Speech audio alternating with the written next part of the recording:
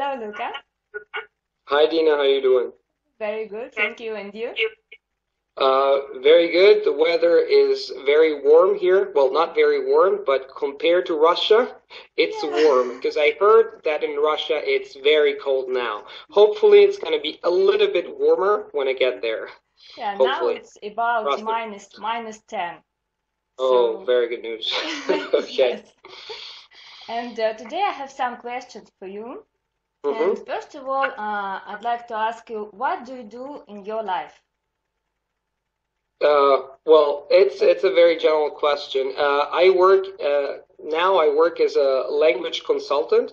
That it's a little bit different from a language teacher, in the sense that I am a guide and I motivate students to learn a language. I show them the path, but they have to cover that path.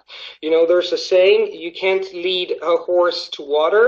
You can lead a horse to water, but you can't make it drink. So what I do is I combine my, skills as an engineer. I will call it language engineering, so to say, with my language skills. So to answer your question, I am working as a language consultant online.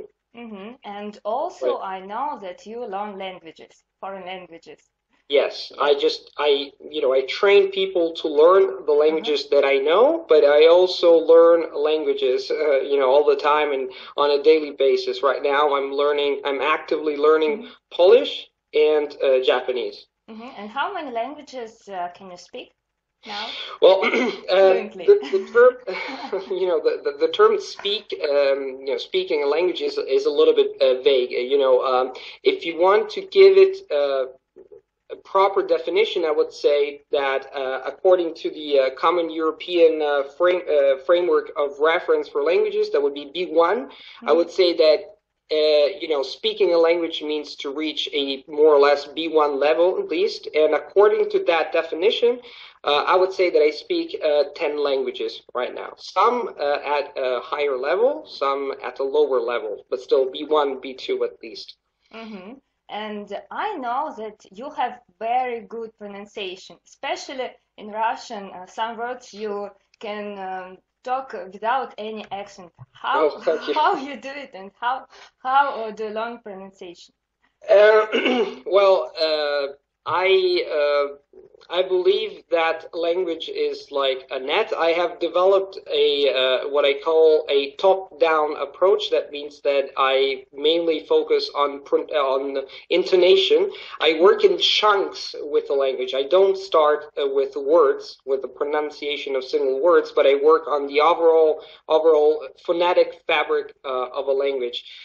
So I have developed the capacity of acquiring a native-like pronunciation, maybe not native, but good pronunciation by applying certain techniques. So I believe that maybe a part of it is a natural knack for accents, for disposition, but I also believe that anybody can acquire a very good pronunciation if they use the right techniques. And is it your Asso technique, or you took it from somebody else? No, it's my technique. It's my personal technique. I would say the Luca technique. But obviously, you can make use of books that talk about this. But I have developed this personally, so it's not an invention. It's just something I have developed in the course of in the years, and I make it very practical. There's a wealth of materials that talk about this, but it's very specialistic. So I make it very practical, and I train all my students to do that, and they are very happy because it's something very practical. Language is something practical. So if you train people to do that directly by attacking the language, they're more than happy to go further. If you talk too much about theory, that can discourage people from learning a language. So make it practical and make it fun. And Luca, I'm really excited you are coming to the conference, you're coming to Russia. And could you tell me, please, what are you going to talk about at the conference? Okay, Dina, I'm excited as well to come to Russia, of course. The conference I'm going to hold two speeches. The first speech is going to be about dispelling common myths. People believe, for example, that learning a language is difficult, they have no memory, they have no talent, etc., etc. And then I will talk, in the second speech, I will talk about some techniques, about methods in general. I will show that there is no one best method, but you have to abide by certain cognitive principles in order to learn a language effectively. More or less. That's more or less what I'm going to talk about. And I know that you are going to have some training next day after the conference. Yes, is it true? Yes, I think that language learning is something pragmatical, so you can talk about it in theory. It's interesting how the brain works, but I also believe that it's always very good to show directly to people how to do things, and the training is going to be all about that. It means that I'm going to teach people, train people, which is a better term, train people how to use bilingual texts, monolingual texts, as well as my technique in order to grasp what I call the phonetic fabric of a language. That means training in pronunciation and above all in intonation. So it's going to be practical training. Yeah. Very practical thing. Yeah. Yes, indeed. And for what languages? Only for English or?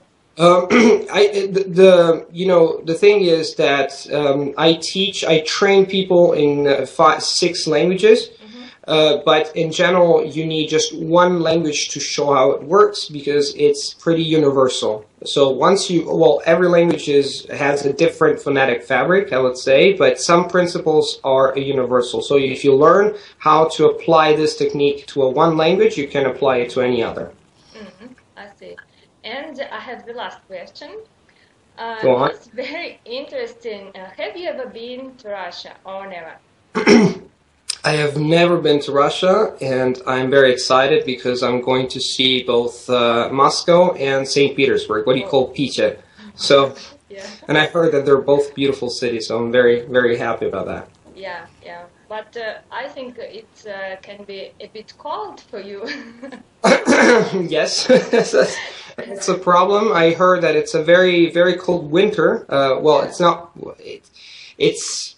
It's unexpected. It's a little bit special this year, but I'm going to come prepared. I'm going to buy, a warm coat. Let's cross fingers. Yeah, but the cities are going to be the same beautiful. Of course. Of course. So thank you so much for this interview. Thank you. And I hope that at the conference we can talk more with you. Yeah, we'll have plenty of time, I think. Okay, thank you, Dina. Thank you. Bye-bye. Thank you. Bye.